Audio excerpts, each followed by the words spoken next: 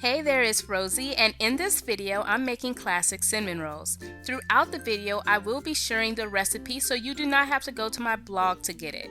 I also want you to know that you don't need a KitchenAid mixer or a bread maker for this recipe. We will be using our hands 98% of the time. So let's start off with some water that is nice and warmed. I'm going to sprinkle in some granulated sugar and stir until the sugar is dissolved. Now I'm going to start sprinkling in my dry active yeast.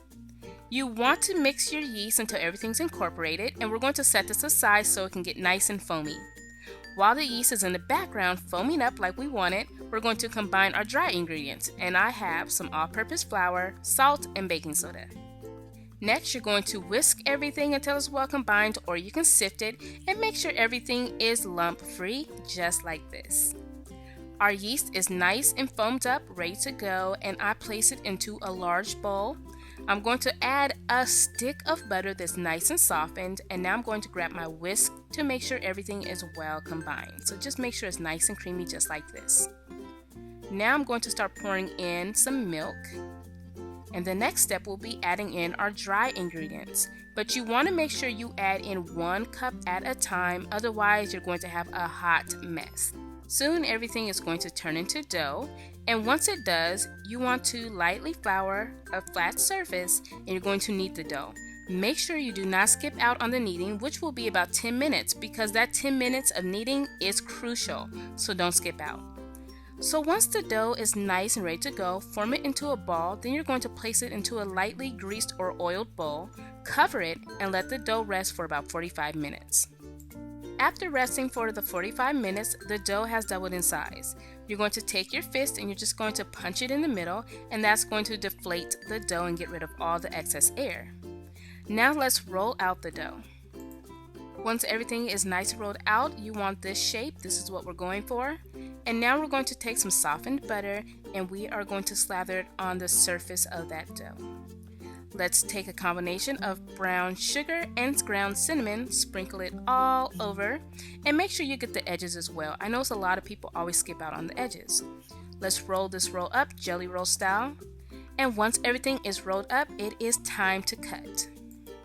To cut these rolls, I will be using string. You can also use dental floss, and I would have, but my dental floss is minty and I don't want mint on my rolls. That would just be gross.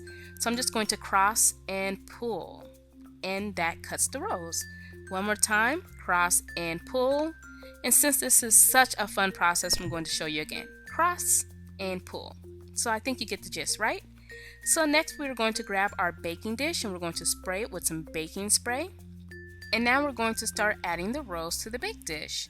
And please don't forget, if you're liking this video, I would really appreciate if you gave it a thumbs up. So let these rolls rest in the bake dish for 30 minutes, and after 30 minutes your rolls will rise quite a bit and they will look like this. It's now time to bake the rolls. So place them in the oven on 375 Fahrenheit for 15 to 20 minutes, and of course I did leave these uncovered. And when they come out of the oven, this is what they look like. They're quite hot, so set them aside, and now we will work on our cream cheese frosting. You're going to need some butter and softened cream cheese. And now we are going to use a handheld mixer to cream these two ingredients together. And this is the only time I use an electrical device. I'm going to start sprinkling in some confectioner's sugar. And last but not least, I'm going to start adding in vanilla extract. Mix everything until it's nice and creamy. And last but not least, all we have to do is frost our cinnamon rolls. Now, if you don't want to frost the cinnamon rolls, you can certainly leave them plain, and you can serve them with frosting so people can have a dipping option, so they can put as much or little frosting on the rolls as they want to. And that's it.